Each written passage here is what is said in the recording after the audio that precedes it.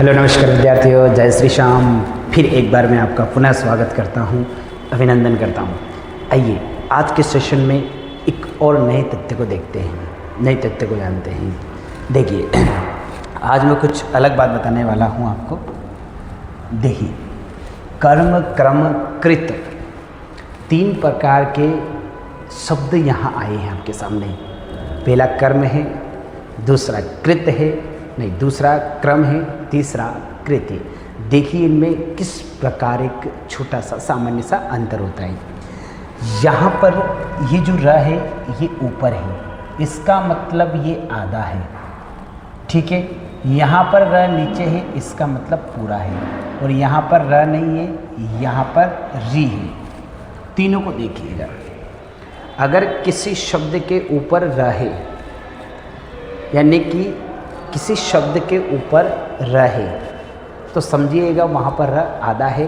और किसी शब्द के नीचे यानी किसी वर्ण के नीचे है, तो समझिएगा वहाँ पर आधा स्वर रहित है।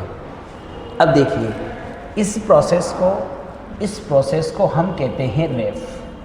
क्या कहते हैं? रेफ। रेफ वाली प्रोसेस ये होती है जब भी र आधा होता है यानी कि स्वर रहित होता है। ये अगर स्वर रहित रहे, स्वर रहित यदि यह है तो ये हमेशा वर्ण के ऊपर आएगा। अगर र स्वर रहित है तो ये वर्ण के ऊपर आएगा। जैसे मैंने लिखा कर्म यानी कि ये आधा है, मैंने लिखा वर्ण यानी कि आधा है, मैंने लिखा तर्ज यानी कि आधा है। सारे के सारे वर्ण में र कैसा है? स्वर रहित है। और र यदि किसी के नीचे आया तो समझिएगा किसी शब्द के अगर चरणों में लगाए तो समझिएगा स्वर सहित है। जैसे मान लो मैंने लिखा आपके सामने प्रकरण, तो यहाँ पर र पूरा है, यहाँ पर र कैसा है? पूरा है, परंतु यहाँ का जो ये प है ये आधा है। जैसे मैंने आपके सामने लिखा प्रमाण, तो यहाँ पर भी र कैसा है? पूरा। जैसे मैंने आपके सामने लिखा ट्रक, तो यहाँ पर भी र कैसा है? पूरा। यानी कि र अगर किसी चरणों के नीचे है तो पूरा, और किसी के ऊपर है तो आधा।